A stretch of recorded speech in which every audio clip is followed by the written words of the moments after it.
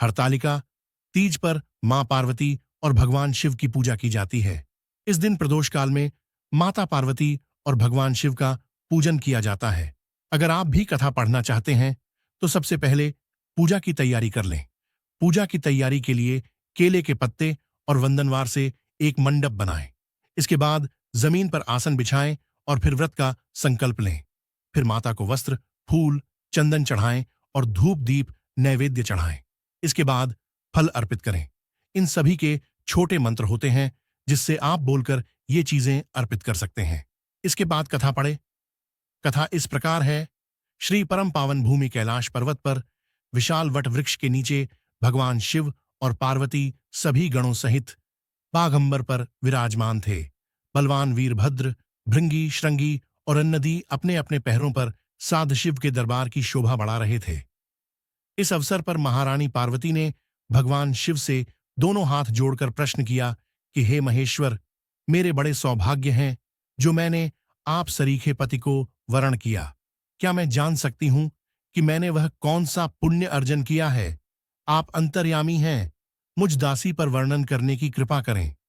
महारानी पार्वती की ऐसी प्रार्थना सुनने पर शंकर जी बोले, तुमने अति उत्तम पुण्य का संग्रह किया था जिससे मुझे प्राप्त किया है। वह अति गुप्त व्रत है, लेकिन मैं तुम्हें बताता हूं। वह व्रत भादो मास के शुक्ल पक्ष की तीज के नाम से प्रसिद्ध है। यह व्रत ऐसा है, तारों में चंद्रमा, नवग्रहों में सूर्य, वर्णों में ब्राह्मण, देवताओं में गंगा, पुराणों में महाभारत, वेदों में साम, इंद्रियों में मन होता है। इतना श्रेष्ठ है। उन्होंने बताया कि जो तीज हस्त नक्षत्र के दिन पड़े तो वह बहुत पुण्यदायक मानी जाती है। ऐसा सुनकर पार्वती जी ने कहा कि मैंने कब और कैसे तीज व्रत किया था, विस्तार से सुनने की इच्छा है।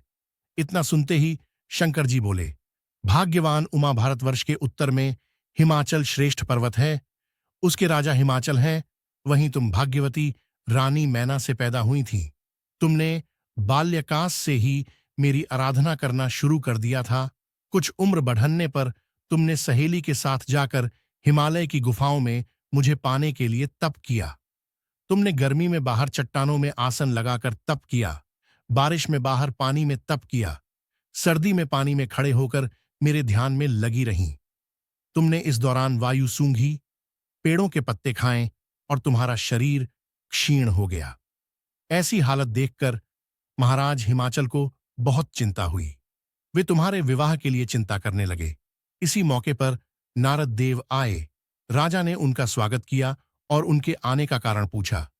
तब नारद जी ने कहा, राजन, मैं भगवान विष्णु की तरफ से आया हूं। मैं चाहता हूं कि आपकी सुंदर कन्या को योग्य वर प्राप्त हो। सो बैकुंठ निवासी भगवान विष्णु ने आपकी कन्या का वरण स्वीकार किया है। क्या आपको स्वीकार है? राजा हिमाचल ने कहा, महाराज, मेरा सौभाग्य है जो कि मेरी कन्या को विष्णु जी ने स्वीकार किया और मैं अवश्य ही उन्हें अपनी कन्या उमा का वाग्यदान करूंगा। ये सुनिश्चित हो जाने पर नारद जी बैकुंठ चले गए और भगवान विष्णु से उनके विवाह का पूर्ण होना सुनाया।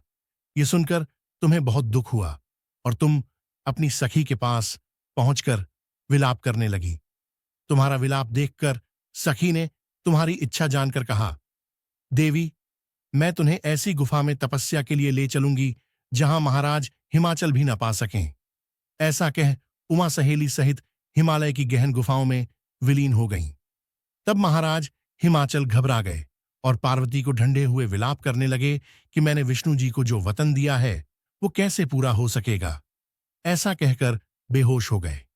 उस समय तुम अपनी सहेली के साथ ही गहन गुफा में पहुंच बिना अन्न और जल के मेरे व्रत को आरंभ करके नदी की बालू का लिंग लाकर विविध फूलों से पूजन करने लगीं। उस दिन भाद्र मास की तृतीया शुक्ल पक्ष हस्त नक्षत्र था। तुम्हारी पूजा के कारण मेरा सिंहासन हिल उठा और मैंने जाकर तुम्हें दर्शन दिए। वहां जाकर मैंने तुमसे कहा, हे देवी, मैं तुम्हारे व्रत और पूजन से अति प्रसन्न हूं। तुम मुझसे अपनी इच्छा मांग सकती हो। इतना सुन तुमने लज्जित भाव से प्रार्थना की कि आप अंतर्यामी हैं, मेरे मन के भाव आपसे छिपे नहीं हैं, आपको पति रूप में पाना चाहती हूं। इतना सुनकर मैं तुम्हें एवमस्तु इच्छित पूर्ण वरदान देकर अंतर्ध्यान हो गया। उसके बाद तुम बालूते मूर्ति विसर्जित करने नदी पर गईं, जहां नदी तट पर तुम्हारे नगर निवासी हिमाचल के साथ मिल गए।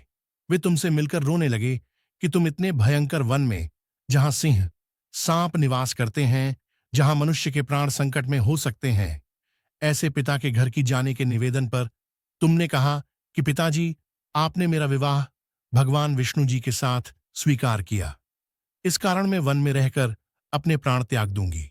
तब वे बोले, शोक मत कोर, मैं तुम्हारा विवाह भगवान विष्णु के साथ कदापि नहीं करूंगा, उन्हीं सदाशिव के साथ करूंगा। इसके बाद महाराज हिमाचल ने रानी मैना के साथ मेरा और तुम्हारा विवाह किया।